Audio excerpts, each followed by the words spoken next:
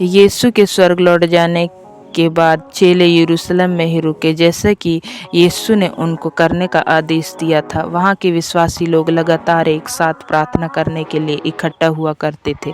प्रतिवर्ष फसह के पर्व के 50 दिनों के बाद यहूदी लोग पेंतेकोस्त नामक एक महत्वपूर्ण दिन को मनाया करते थे। पेंतेकोस्त वह समय था जब यहूदी लोग गेहूं की कटाई के पूर्व मनाया करते थे। सारे संसार से यहूदी लोग पेंतेकोस्त के दिन को एक साथ मनाने के लिए यरूशलेम में आए थे। इस वर्ष पेंतेकोस्त मनाने का समय यीशु के स्वर्ग को चले जाने के लगभग एक सप्ताह के बाद आया था। जिस समय सारे विश्वासी लोग एक साथ इकट्ठा थे, तो जिस घर में वे थे अचानक से वहां तेज हवा की आवाज़ से भर गया। तब आकाश आग की लपटों के जैसा दिखने वाला कुछ सब विश्वासियों के सिर के ऊपर प्रकट हुआ। वे सब पवित्र आत्मा से भर गए और उन्होंने अन्य भाषाओं में परमेश्वर की स्तुति की।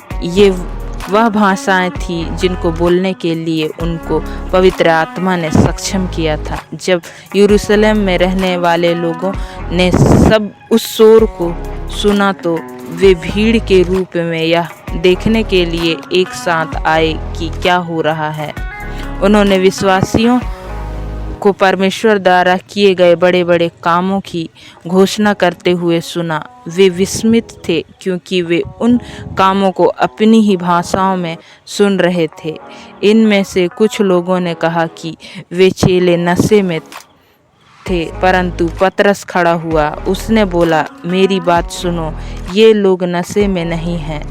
इसके बजाय जो तुम देखते हो वह वही है जो योएल भविष्यवक्ता ने कहा था कि होगा। परमेश्वर ने कहा, अंत के दिनों में मैं अपना पवित्र आत्मा उड़ेलूंगा। हे इस्राएली पुरुषों, यीशु एक ऐसा मनुष्य था जिसने यह दिखाने के लिए कि वह कौन था बहुत से अनोखे काम किए। उससे परमेश्वर के सामर्थ्य से बहुत से अद्भुत कामों को किया था।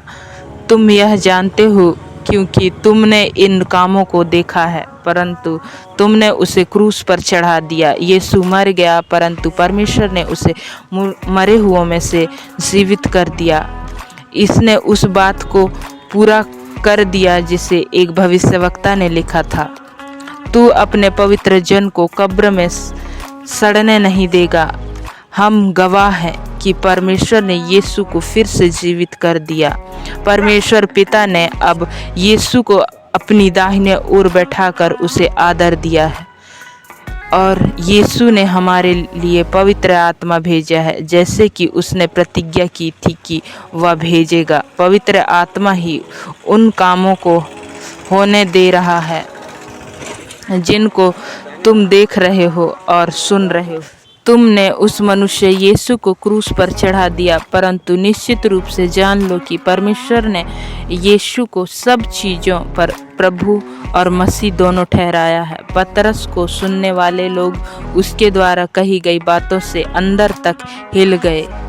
इसलिए उन्होंने पतरस और उसके चेलों से पूछा, हे भाई, हमें क्या करना चाहिए? पतरस ने उनको जवाब दिया, तुम में से हर एक अपने पापों के लिए पश्चाताप करें ताकि परमेश्वर तुम्हारे पापों को क्षमा करे और यीशु मसीह के नाम से बपतिस्मा लें। तब वह तुमको वरदान रूप पवित्र आत्मा भी देगा। पतरस ने जो कहा उसे लगभग 3000 लोगों ने विश्वास किया और यीशु के चेले बन गए। उन्होंने बपतिस्मा लिया और यरूशलेम की कलीसिया का हिस्सा बन गए। जब प्रेरितों ने उनको शिक्षा दी तो विश्वासियों ने लगातार सुना। वे अक्सर मिला करते थे और एक साथ भोजन किया करते थे और उन्होंने अक्सर एक दूसरे के लिए प्रार्थना की। उन्होंने मिलकर परमेश्वर की स्तुति की और जो कुछ भी उनके पास था उन्होंने एक दूसरे के साथ साझा किया। नगर का हर एक व्यक्ति उनके लिए अच्छा विचार रखता था। प्रतिदिन अधिक से अधिक लोग विश्वासी बनते गए।